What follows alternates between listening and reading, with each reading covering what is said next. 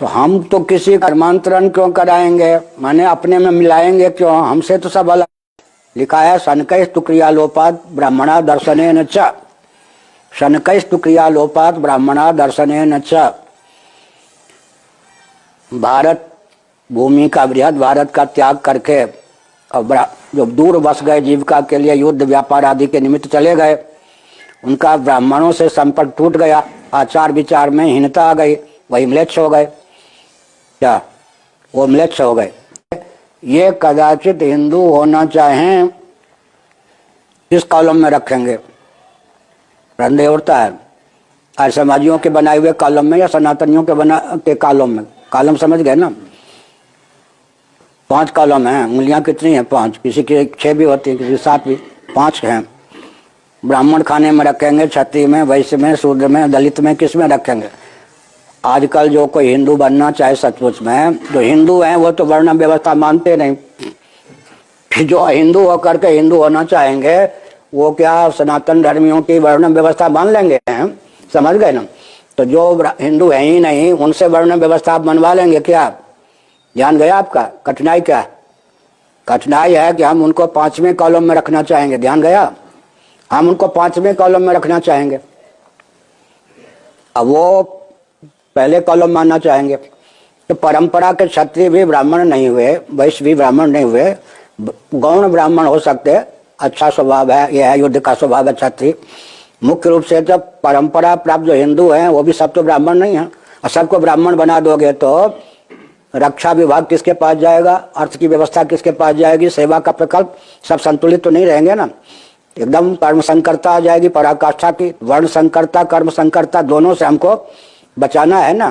श्री नृत्य गोपाल दास जी महाभाग ने मुझको कई साल पहले वृंदावन में कहा था, 24 साल पहले, 23 साल पहले, कि आप जो है रोटी की मर्यादा न माने हिंदू, ये कह दीजिए। हमने कहा आगे क्या होगा मालूम है? कहिए क्या होगा? हमने कहा फिर बेटी की मर्यादा टूटे बिना नहीं रहेगी।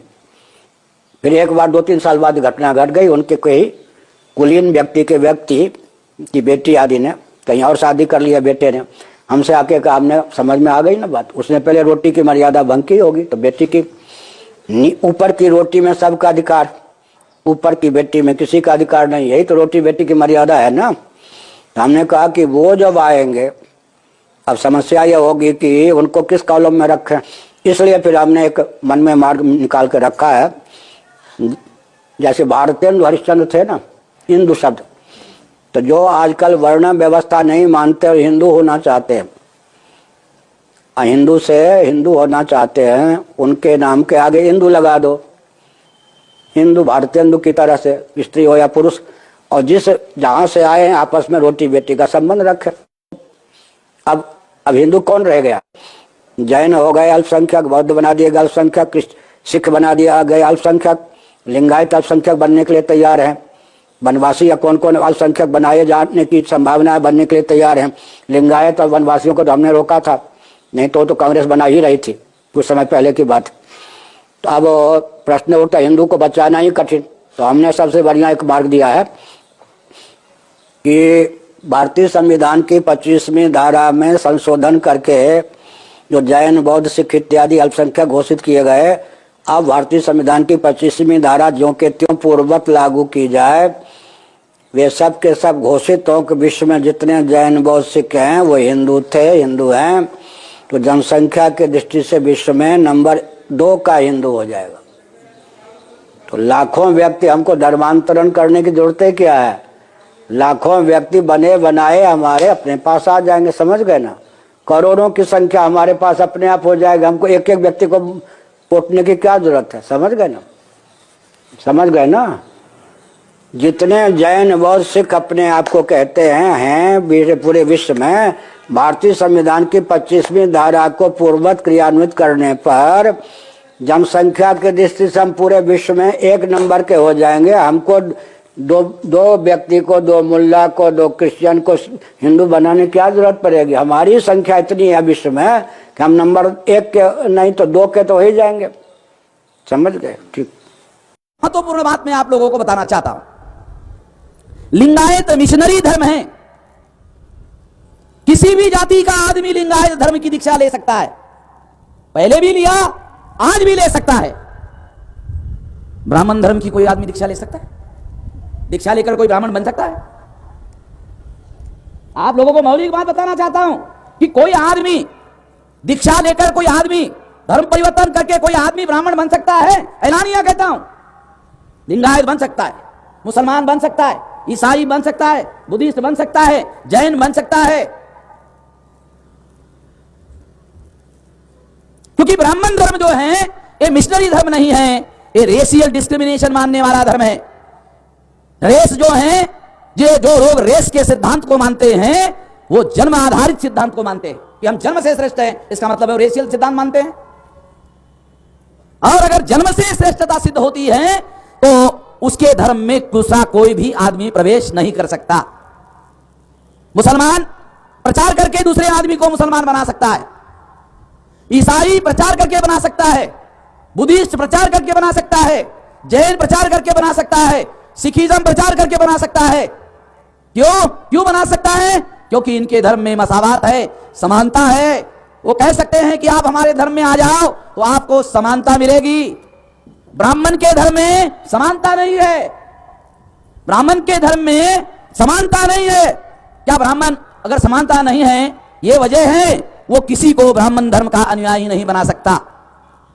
ब्राह्मण अपने धर्म में दूसरों को नहीं ला सकता। कैसे लाएगा? कैसे लाएगा? क्या वो एससी के पास, एसटी के पास, ओबीसी के पास जाएगा और ये कहेगा कि शेड्यूल कास्ट के लोगों आ जाओ, हम तुमको हमारे धर्म में अछूत का दर्जा देंगे, तुमको हम छुएंगे नहीं, आ जाओ, ऐसा कहेंगे? आदिवासी लोगों को क्या वो कहेंगे, अभी आदिवासी लोगों आ जाओ, ब्राह्मण धर्म में तुम लोगों को हम जंगली बनाकर रखेंगे, आ जाओ, आएंगे? ओबीसी को बोलेंगे अरे भाई आ जाओ, तुम लोग आ जाओ, तुमको हम वर्ण व्यवस्था में शूद्र बनाएंगे, तुमको नीच बनाएंगे और तुमको 3 वर्ण की सेवा करने की जिम्मेदारी देंगे और सेवा के बदले में तुमको कुछ भी हमको मांगना नहीं है, मुफ्त में सेवा करना है। कोई बनेगा? कोई बनने वाला नहीं है।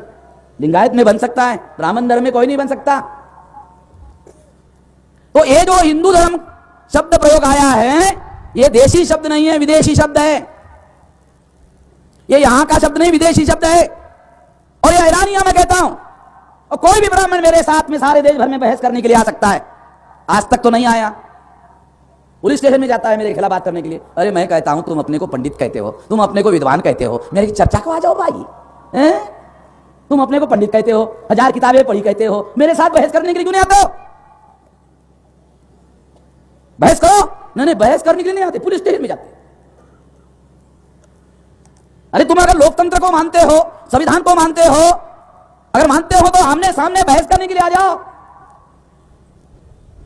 और सारे देश भर में चुनौती देकर मैं कह रहा हूं, हर राज्य में जाकर आ जाओ, बहस करते हैं। बहस करने के लिए तो कोई आता नहीं है। क्यों नहीं आता? वो आपस में सलाह करते हैं, बोलते साला बदमाशी का वामन में शाम को पता चल गया है। सारे देश भर में तो गधे लोग हैं, मगर एक आदमी अक्लमंद है, इसके साथ बहस नहीं हो सकती।